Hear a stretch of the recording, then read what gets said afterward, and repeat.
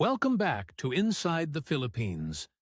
Today, we're telling the story of Peter, 54 years old, a former coal miner from Limburg in the Netherlands.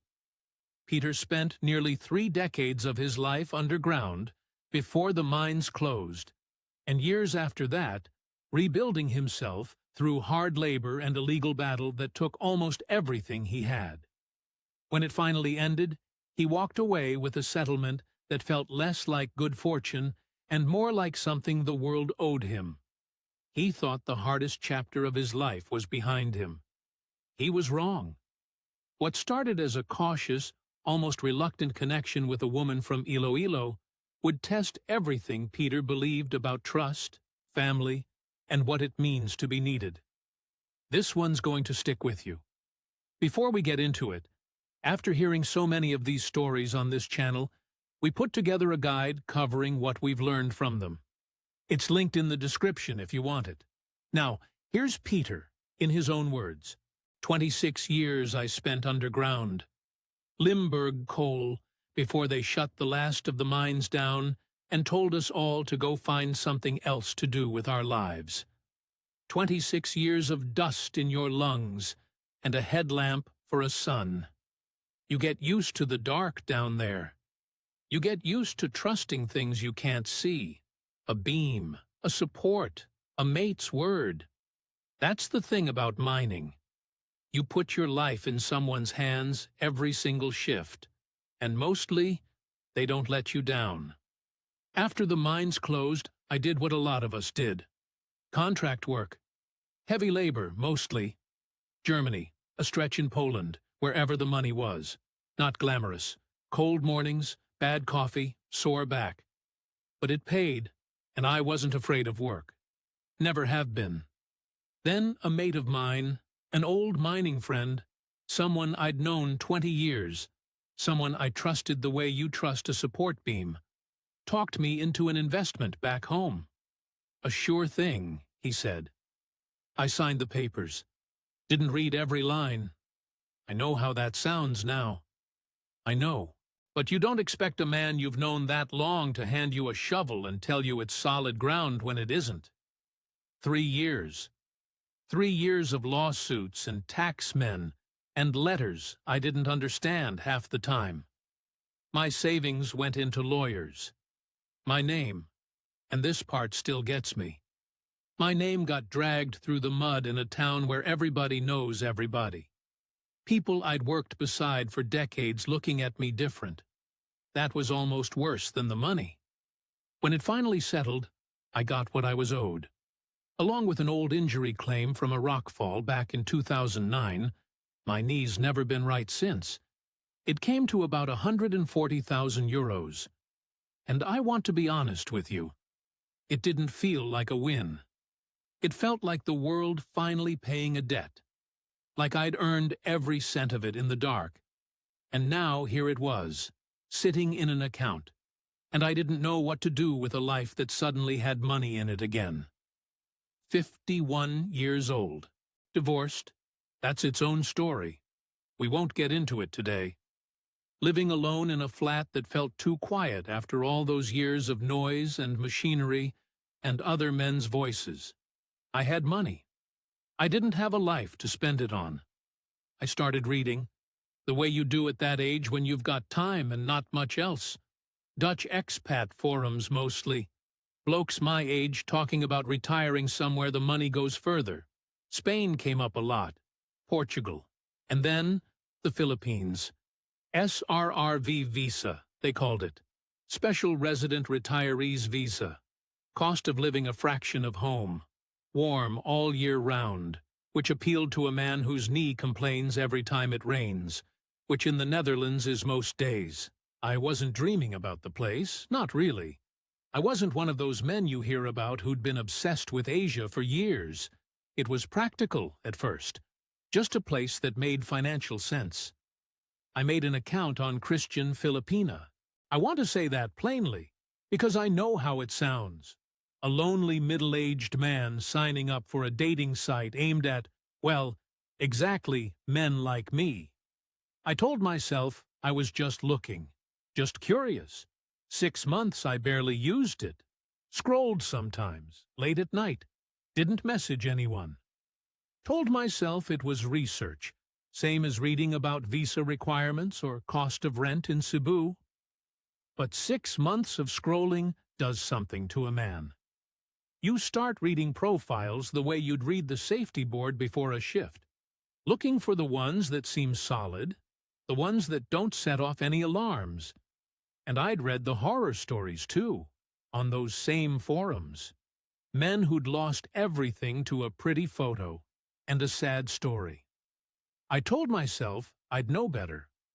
I told myself I was too careful a man to fall for that. I didn't know yet that careful men fall for it too. Sometimes they fall the hardest, because they think their carefulness is the thing protecting them. That's when I found her profile, Marites, and that's where this really starts. Her profile picture was nothing special. That's the first thing I should say, because you hear about these sites and you picture, I don't know, glamour shots, girls posing on a motorbike, that sort of thing. Marites, 34, from Iloilo. The photo was her standing outside a small shop. No makeup that I could see, hair pulled back plain, squinting a bit into the sun. Behind her you could see shelves, bags of rice, bottles of Coke, a hand-painted sign that said something in Tagalog I couldn't read. Sari Sari store, I learned later. Like a tiny corner shop, except it's usually just the front room of somebody's house. Her bio said she went to church every Sunday. Said she was looking for someone honest, not looking for an easy life. That phrase stuck with me. Not looking for an easy life. After everything with the lawsuit, after watching a man I trusted for 20 years turn out to be exactly the kind of smooth talker I should have been wary of from the start, I was done with easy. I wanted something that felt like it cost something to get. I messaged her. Simple, nothing clever. Said I liked that she seemed to actually work for a living, that most profiles I'd seen looked like adverts. She didn't reply for 4 days. 4 days. I remember, because I checked my phone probably 40 times a day like some teenager, which at 51 years old is a bit pathetic. I'll admit that now. When she finally did write back, it was short. Said sorry for the delay. The store keeps her busy. Her mother isn't well. She doesn't check the site much. Said thank you for the compliment, but she wasn't sure what to say to it. That was it. No heart emoji. No, you seem so kind and handsome. None of that. Just awkward, almost. Like she didn't quite know what to do with a strange Dutchman being nice to her. I'd read enough of those forums to know what the pattern was supposed to look like. Fast, warm, everything moving quick. Baby this, baby that, within a week. Marites was the opposite. It took 2 weeks before she'd even do a video call. And when we did, she barely looked at the camera. Sat in what I guessed was the back room of the store. Bad lighting. A fan going somewhere out of shot. She asked about my knee. I'd mentioned it once, offhand, that it acts up when it rains. And I remember thinking, nobody asks about a stranger's knee unless they're actually listening. We talked about small things. Her mother's diabetes. My mining days, though she didn't really understand what a coal mine was, kept asking if it was dangerous, and I said not, if you do it right, which isn't entirely true, but felt like the thing to say. She told me once, quite plainly, I don't believe in easy love. If it comes too easy, I don't trust it. I remember sitting there with my coffee going cold, thinking, well, there it is. That's exactly what I think, too. I know now how that sounds. A woman on a dating site telling a lonely, middle-aged foreigner that she doesn't trust things that come easy.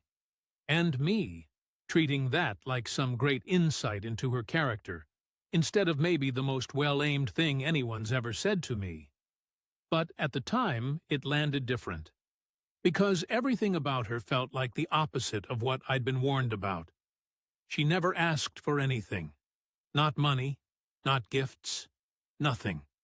If anything, she seemed embarrassed when I brought up her mother's health, changed the subject fast, said she didn't want me to worry about problems that weren't mine. 3 months went by like that. Messages most days, not constant, not smothering. A call, maybe twice a week. She sent voice notes sometimes instead of typing, said her English writing wasn't as good as her speaking, which, fair enough, her spoken English was better than some Dutchman I know. In one of those voice notes, not long after I mentioned the knee again, she prayed for me. Just said it plain, no fuss, asked God to give me strength and take away the pain. Said she hoped one day she could meet the man behind the phone screen properly. I sat in my flat in Limburg, 51 years old, and I'm not ashamed to say it. I got a bit emotional over a voice message from a woman I'd never met. Divorced twice, if I'm honest about it, though we only touched on that once. Nobody back home had prayed for me in longer than I could remember. My own mother, maybe, before she passed. I told myself I was being careful. I told myself the fact that she never asked for money was the proof. What I didn't think about, not once, not that whole first year, was that the ones who know what they're doing don't ask early. They let you offer. There's a difference, and at the time, I couldn't see it. I just felt like a man who'd finally found someone who wanted him for something other than what he could give. It was 2 months in when she finally said something. We were on a video call, a Tuesday, I think, and she'd been quiet for a bit, staring off past the camera. I asked what was wrong. She said it was nothing, just her mother. The insulin was getting expensive again, and the doctor changed the dose. 15,000 pesos, about 230 euros, give or take. Then straight away, I want to be clear about this, because it matters. She said no, forget it. She'd figure it out. She'd ask her sister, sell something if she had to. Wouldn't even look at me while she said it. Started talking about something else entirely. Some fiesta happening in the barangay that weekend. I stopped her. Told her I could send it. She said no again. Properly no. Not the polite kind of no you say when you actually want someone to insist. I know the difference now. I didn't then. But even at the time it felt genuine, because she looked almost angry that I'd offered, like I'd embarrassed her somehow. I sent it anyway. 230 euros is nothing to lose sleep over, not with what I had sitting in the account. I'd spent more than that on tools I never used twice. And I'll tell you something, and I'm not proud of how much this mattered to me at the time. It felt good. It felt really good, sending that money. 51 years old, sitting in a flat in Limburg, with nobody needing anything from me, no shift to show up for, no crew depending on me to check the supports before they went under, nothing. And suddenly, there's a woman on the other side of the world whose mother doesn't go without medicine because of something I did. That's not nothing. That fills something up in a man, whether he wants to admit it or not. There's a phrase they use out there, I learned it later. Utang na loob, debt of the inside, roughly, though that's not quite right either. Debt of gratitude is closer. The idea that when somebody helps you, you owe them, not in a cold way, in a real way. It becomes part of who you are to each other. I didn't know the word yet, not in month 4, but I understood the feeling before I had the term for it. And I want to say this plainly because I think people get it wrong. That idea isn't a trick somebody invented to get money out of foreigners. It's real. It's how families work over there, how communities work. The scam, if that's what this turned into, wasn't the custom. The custom is just the shape the scam gets poured into, if that makes sense. After the insulin, She let me see more of her life. Proper video calls now, not just her face in a dark room. She showed me the store, narrow little space, shelves stacked to the ceiling with instant noodles and shampoo sachets, and cigarettes sold one at a time, a cooler humming in the corner full of soft drinks. Showed me her mother, sitting in a plastic chair by the doorway, thin, a bit confused looking, waving at the phone like she wasn't sure what she was waving at. Outside I could hear a jeepney going past, that engine noise, and somebody's rooster going off even though it was the middle of the afternoon, and kids playing basketball on a concrete court down the road. You could hear the ball bouncing and the shouting. It felt real in a way the messages hadn't.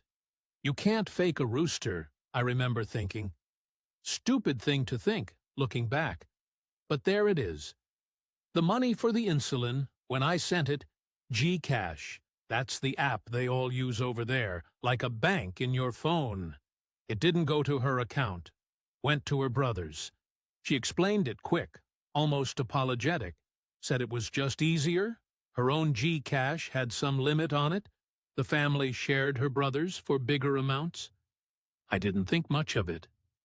Why would I? A brother helping his sister, that's normal anywhere. I think about that now more than I probably should.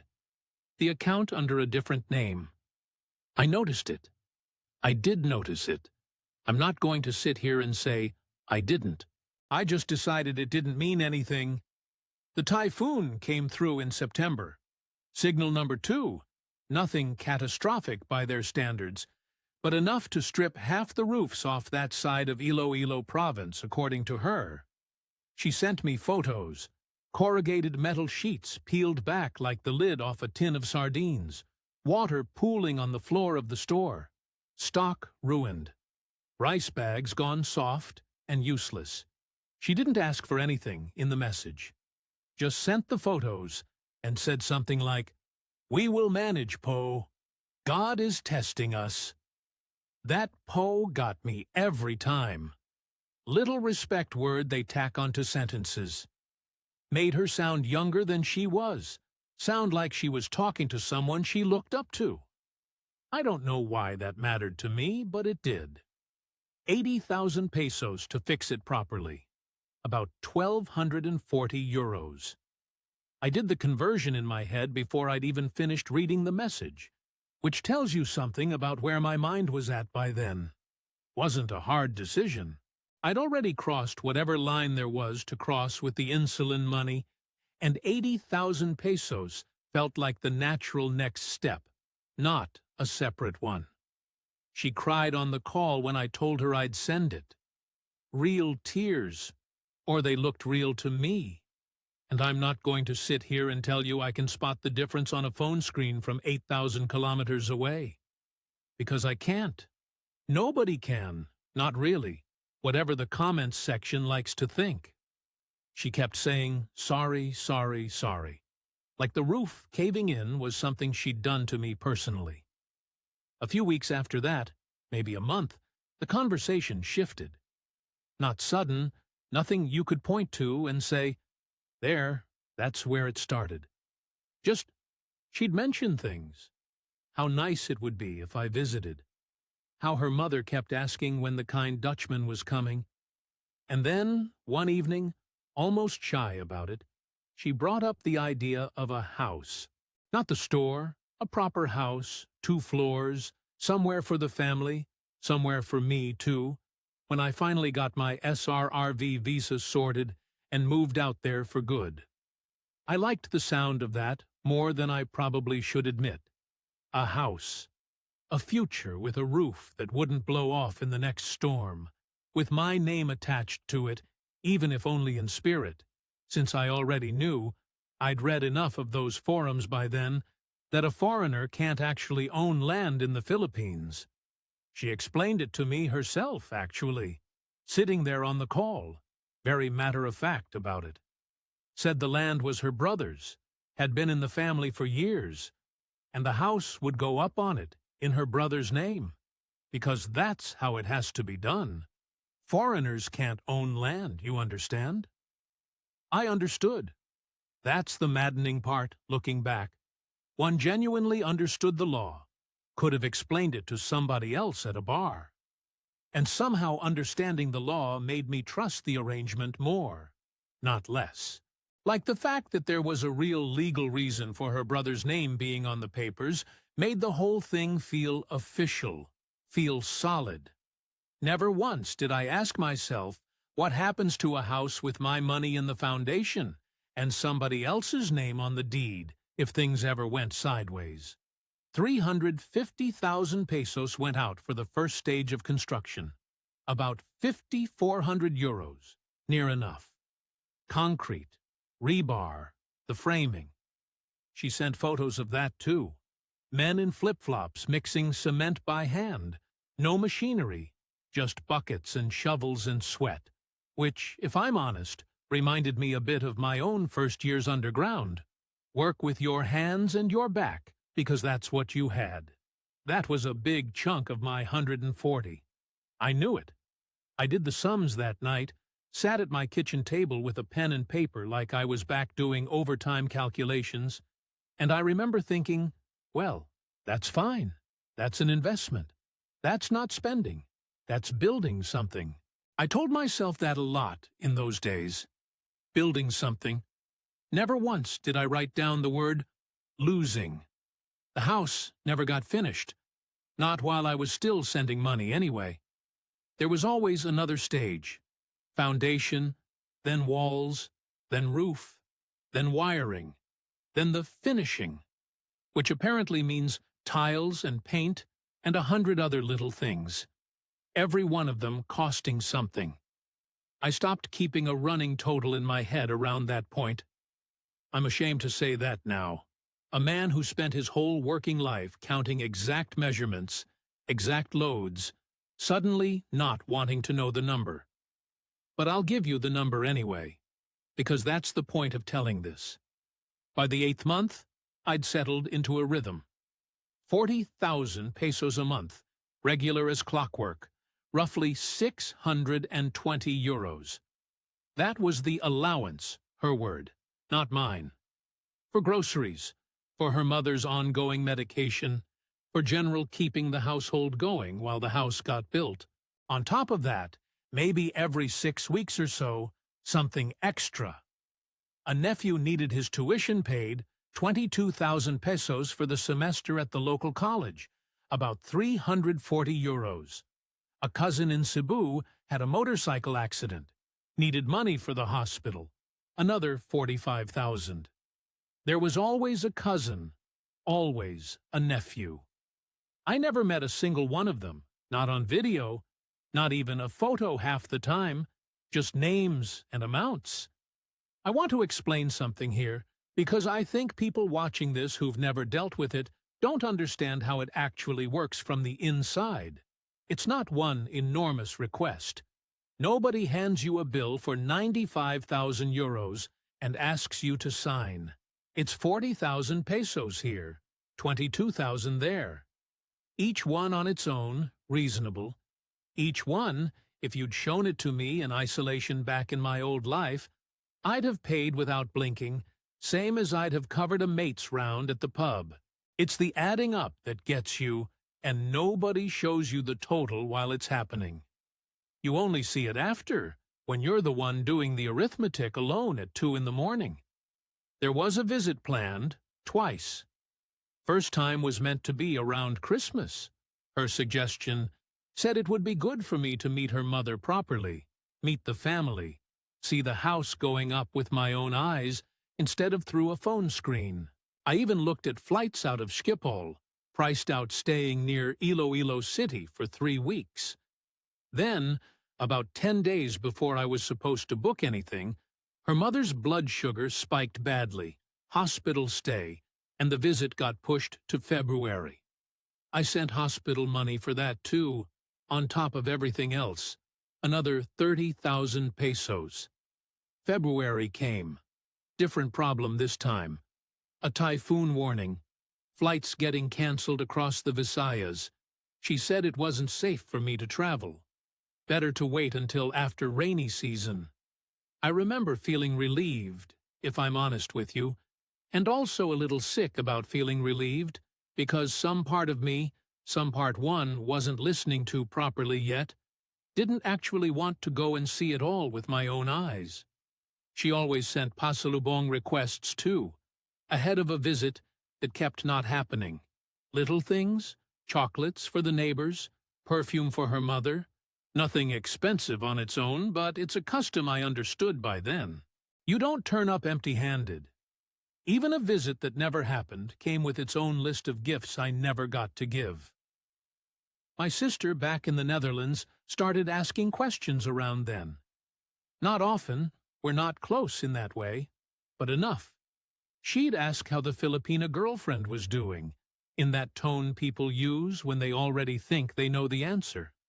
I stopped telling her the real numbers, told her it was going fine, told her less and less, actually, the more I was sending.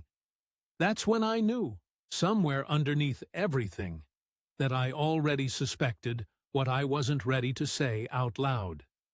You don't hide numbers from your own sister unless part of you already knows how they'd sound. It was my accountant who started it, not me. Nothing to do with the Philippines at all. I'd gone in for the usual spring paperwork, income statements, that sort of thing.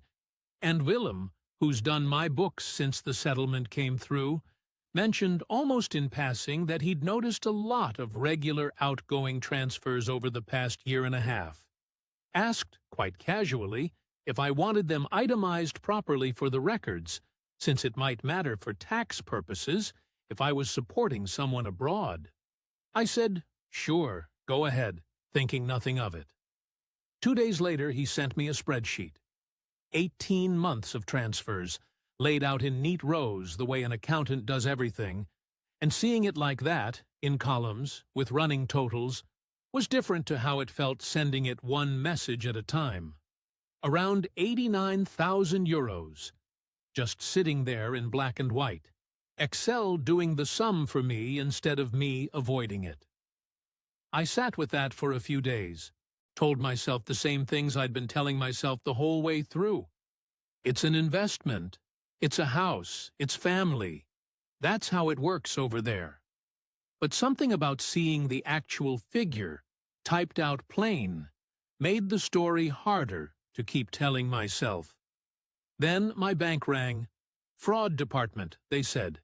Just routine, flagging unusual transaction patterns. Wanted to confirm I'd authorized all the transfers on the account over the past year. I said yes, obviously, all of them. I know exactly where every euro's gone. The woman on the phone was polite about it, but she mentioned something that stuck with me. Said there had been several transfers to accounts I hadn't sent to before. Different names, all within the last 4 months. I hadn't sent to different names. Everything went to Marites's brother, always the same account. That's what she'd told me at the start, and I'd never questioned it since. I asked Willem to pull the full statement. Every transfer, every recipient name, not just the totals. Sat at my kitchen table with 3 years of statements spread out in front of me, like I was back doing quantity surveys underground, checking the numbers against what I'd been told, checking them properly for the first time. 3 different GCash accounts. Not 1, 3. Different names.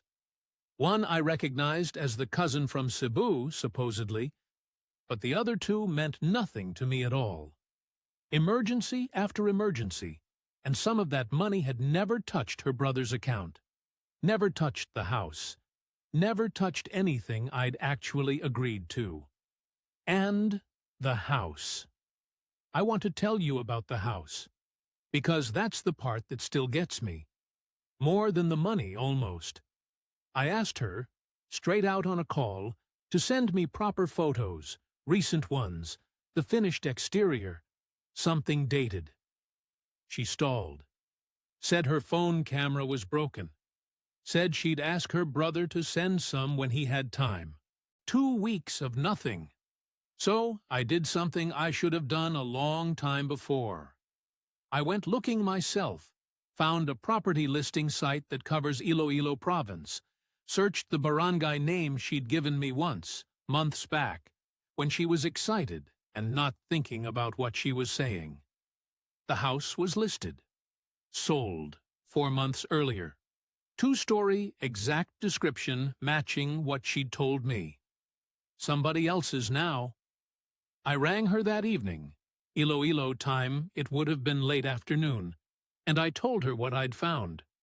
Told her about the accountant, the bank, the 3 names on the GCash transfers, the house on the property site with somebody else's family in it now, for all I knew. There was a long silence, long enough that I thought the call had dropped.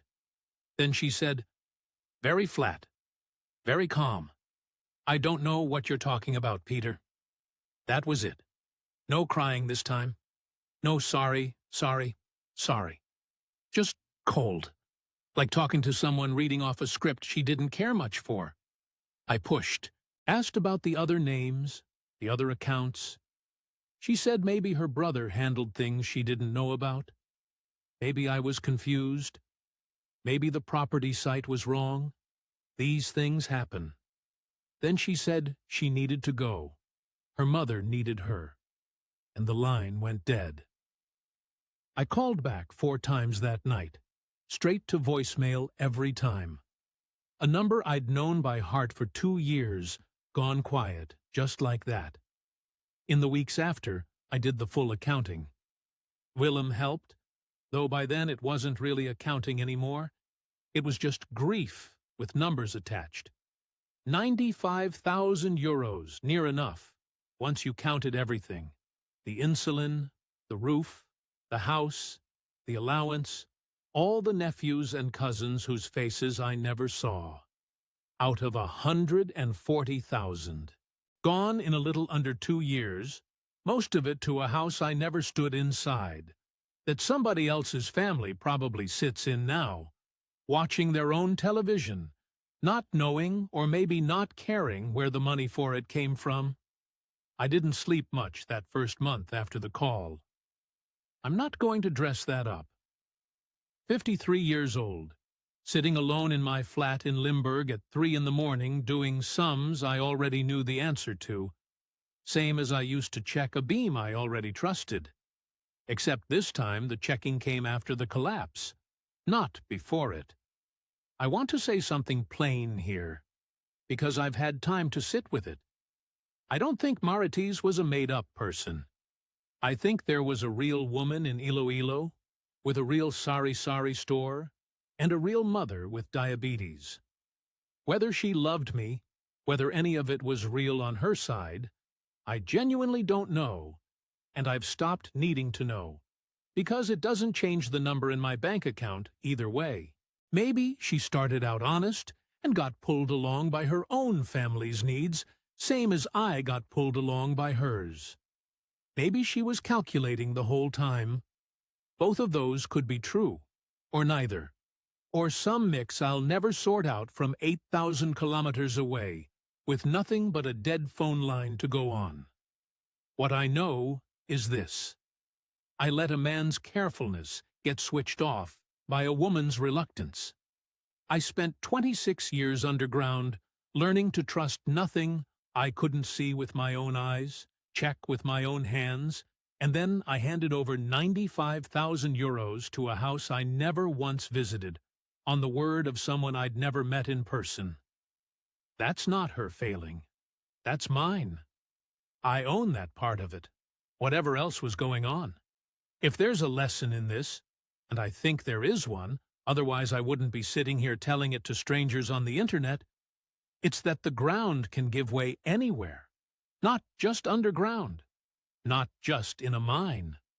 A man can be careful his whole life about one kind of danger and walk straight into another kind because it doesn't look like danger at all. It looks like a woman praying for your bad knee. It looks like a Poe at the end of a sentence. Verify what you can verify. Keep your money and your heart in separate pockets for as long as you possibly can. And understand that a real culture, a real obligation, can sit right alongside a lie, wearing the exact same clothes, and you won't always be able to tell which one you're looking at until it's too late. I'm back doing security work now, part-time, evenings mostly. Told my sister the truth, finally, all of it, and she didn't say I told you so, which I was grateful for. I'm not bitter, not at the Philippines, not really at Marites either, whatever she was or wasn't. Just older and quieter about what I trust. That's Peter's story, a man who spent half his life underground learning to trust what held him up, and half a lifetime's savings learning that some things you can't check with a headlamp and a support beam, no matter how careful you think you are. There's real cultural weight behind so much of what happened to him. Utang na loob is not a con someone invented. It's how families hold together over there. But that same weight can be leaned on by people who know exactly what they're doing. And from the outside, in the moment, the two can look identical. Stories like Peter's are why we put this guide together. Everything we've learned from the people who've shared what went wrong, all in one place. It's in the description if it's something you need. Thanks for watching Inside the Philippines. Take care of yourselves and each other, and we'll see you in the next one.